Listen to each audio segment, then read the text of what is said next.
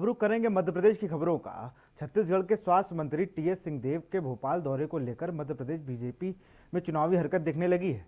वहीं आज मध्य प्रदेश के न्यूज के स्टेट हेड विवेक कुमार ने मंत्री टीएस सिंहदेव से खास मुलाकात कर प्रदेश के किसानों, कर्ज माफी और राजनीतिक रैलियों के बारे में जानकारी साझा की।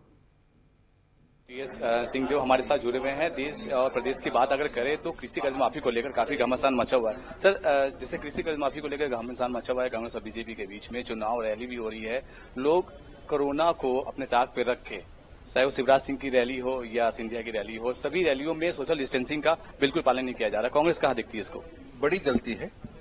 ये पार्टी की बात ही नहीं होनी चाहिए। हर दल, हर व्यक्ति देश का जैसे युद्ध के समय एक होता है। जब दुश्मन सामने है तो कोई दल नहीं होता, कोई पार्टी नहीं होती, कुछ नहीं होता, सिर्फ देश होता है और देश के नागरिक होते हैं। ये बहुत बड़ा युद्ध है जो सीमा तक ही सीमित नहीं है। देश के घर घर में देश के पहुंच सकता है और पहुंचा हुआ है। और आज ये जंग चल रही है, ये युद्ध चल रहा है, उसमें कोई पार्टी के लिए स्थान नहीं, कोई कांग्रेस, कोई भाजपा, कुछ नहीं। हर नागरिक को अपनी जिम्मेदारी एक सैनिक के रूप में निभानी होगी। वहां तो हमारे सेना के जवान रहते हैं, वो गोली झेल रहे हैं। यहां हम सब के ऊपर गोलियां चल रही हैं, कोरोना की गोलियां हम सब के ऊपर चल रही हैं। उसका बचाव हमको करना होगा। कैग का एक रिपोर्ट आया है, उसके अनुसार जो जीएसटी का जो राशि आता है उसका दुरुपयोग किया गया सरकार की ओर से। सही राशि मायने में नहीं लिखा थे। सही बात है ये। इसको हम लोगों ने जीएसटी काउंसिल में भी पहले उठाया था, फिर ग्रुप ऑफ मिनिस्टर्स एक बनाया गया था इस बाबत में, और उसमें भी उन लोगों ने स्वीकार किया था कि ये हो गया है ऐसा। वो कंसोलिडेटेड फंड ऑफ इंडिया में राशि नहीं जानी चाहिए थी, वो जीएसटी अकाउंट में जानी चाहिए थी। और केंद्र सरकार का जो 50% का हिस्सा था सीजीएसटी का, उसका 42% राज्य को जाना चाहिए था। और इसी तरह से आईजीएसटी का जो हिस्सा था केंद्र सरकार के 50% का, उसकी जो राशि राज्यों का हिस्सा बनती वो राज्यों को जाना चाहिए था, वो उन्होंने नहीं किया। मध्य प्रदेश के कृषि मंत्री की बात करें कमल पटेल को, तो बार बार राहुल गांधी और कमलनाथ पे एफआईआर की बात बोले कर्ज माफी को लेकर। तो इसमें कांग्रेस कहा देखती कि आप ही के शासनकाल में जब आप मंत्री थे तो उन्होंने साइन किया था। तो जीतू पटवारी जी का कहना है कि वो उनकी मानसिक स्थिति सही नहीं है। इसमें अब क्योंकि वो खुद ही एफआईआर की बात कर रहे हैं तो झूठा बयानी के संदर्भ में कोई धारा होगी सीआरपीसी में, वो इनके ऊपर लगनी चाहिए। या तो जो विधानसभा में इनकी पार्टी ने, इनके मंत्री ने बयान दिया कि हाँ इतने किसानों को ऋण मुक्ति मिली, उसको वापस लें। कंटेम्प्ट, विधानसभा का कंटेम्प्ट का केस चले कि विधानसभा में गलत जानकारी दी, या विधानसभा की जानकारी अगर सही है तो गलत बयानी के लिए इनके ऊपर जो भी केस बनता हो, इनके ऊपर बनना चाहिए। जैसे कि साफ तौर पे मंत्री जी का कहना है कि चाहे वो किसी भी पार्टी का हो, कांग्रेस हो या बीजेपी हो, सबके लिए समानता है। कोरोना काल में किसी भी पार्टी की रैली अगर होती है तो सोशल डिस्टेंसिंग का पालन पूर्ण रूप से किया जाए। अगर ऐसा नहीं किया जाता तो इसके खिलाफ भी कार्रवाई की जा सकती है, चाहे वो बीजेपी की हो या कांग्रेस की रैली हो। कैमरा पर्सन जुबेर के साथ मैं विवेक कुमार, के न्यूज इंडिया, भोपाल। मुख्यमंत्री शिवराज सिंह चौहान ने गरीब कल्याण पखवाड़े के अंतर्गत मिंटो हॉल से मुख्यमंत्री किसान कल्याण योजना के हितग्राही किसानों के बैंक खातों में सम्मान निधि वितरित की। मैं आपसे किसान कल्याण योजना के बारे में पूछ रहा हूं जी। प्रधानमंत्री जी ने तय किया था किसान सम्मान निधि 6,000 जी। अब वो छोटे किसान जो 1 एकड़, 2 एकड़, 3 एकड़ हैं, उनके लिए बड़ी उपयोगी साबित हुई। तो मेरे मन में आया कि मामा 4,000 और जोड़ दे रहे तो कुल 10 हो जाए साल भर में। तो बताओ ये योजना कैसी लगी आपको? बहुत बढ़िया लगी सर, सबको बढ़िया मेरे लगी। मान से आप ये सबको हार्टिकल्चर का मिल गया? हार्टिकल्चर का आ गया। कितना मिला? 1,02,000 का आ गया।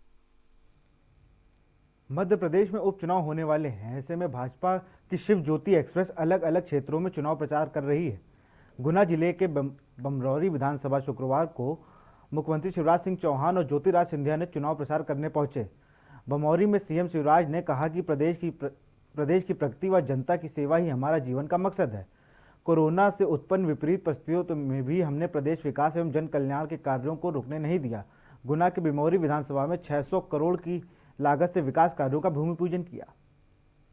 देते तो कुछ बनता नहीं है, ऊपर से छीनने का काम करते हो। आज मैंने भी नहीं आया, लेकिन आज जो उन्होंने कहा है कैडवा जाति की मांग उठाइए, अनुसूचित जनजाति का दर्जा देने के लिए हम कोई कसर नहीं छोड़ेंगे। उन्होंने 2 टाइम की और बात कही है।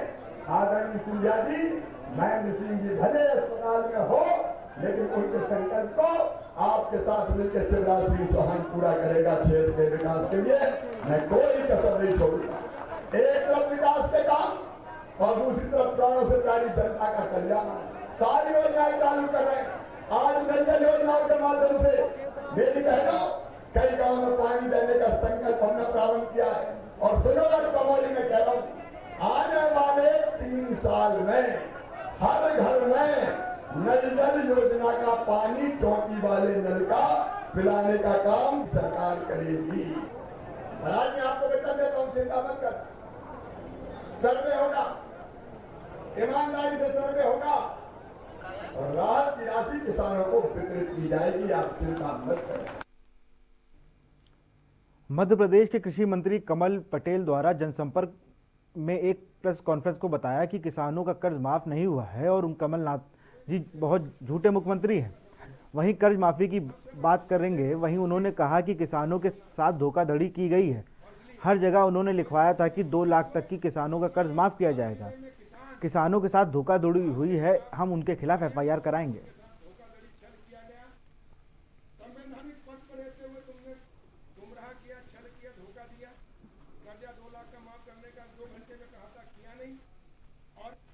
अल्टीमेटम दे रहे हैं कि 24 घंटे में जो झूठ बोला दुनिया का सबसे बड़े झूठेले राहुल गांधी और कमलनाथ जी हैं। और इसलिए 24 घंटे में माफी मांगो, वरना हर जिले में किसान आपके खिलाफ षड्यंत्र पूर्वक उनके साथ धोखाधड़ी छल किया गया। संवैधानिक पद पर रहते हुए तुमने गुमराह किया, छल किया, धोखा दिया। कर्जा 2 लाख का माफ करने का 2 घंटे में कहा था, किया नहीं। और इसलिए आपके खिलाफ 420 120 का मुकदमा कायम कराया जाएगा। मैं उदाहरण देना चाहूंगा, ये होशंगाबाद जिला,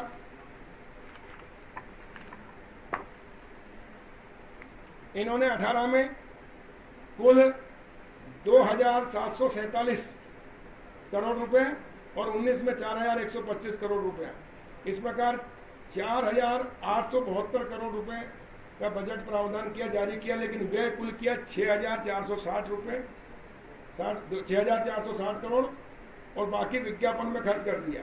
और गुमराह कैसा किया, हर ग्राम पंचायत में बोर्ड लगे थे कमलनाथ का फोटो लगाकर, जो कहा सो किया, 2 लाख तक का कर्जा माफ किया।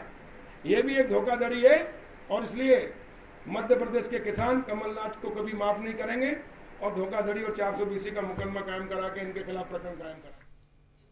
छिंदवाड़ा जिले के ग्राम तुर्की खापा समीप बहने वाली नदी में इन दिनों मछुआरों द्वारा मछली पकड़ी जा रही है। मछुआरों द्वारा नदी में बांध कर मछली पकड़ शहर के व्यापारियों को बेच रहे हैं।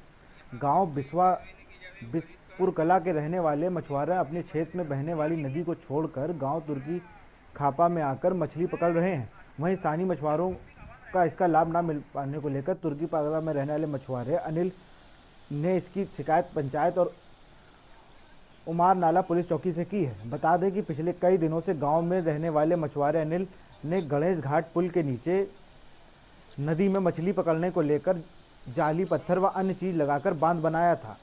इसी बांध में अब तक स्थानीय मछुआरों को सामग्री और मजदूरी समेत 20,000 रुपए की लागत खर्च की जाने की बात कही थी, लेकिन दुरुस्त ग्राम बीसापुर कला का रहने वाला मछुआरा अपने क्षेत्र छोड़कर तुर्कीपारा गांव में आकर ग्राम स्थानीय मछुआरों के ऊपरी हिस्से पर बांध कर मछली पकड़ी जा रही है। ऊपरी हिस्से में मछुआरों द्वारा बड़ी संख्या में मछली पकड़कर व्यापारियों को बेची जा रही है।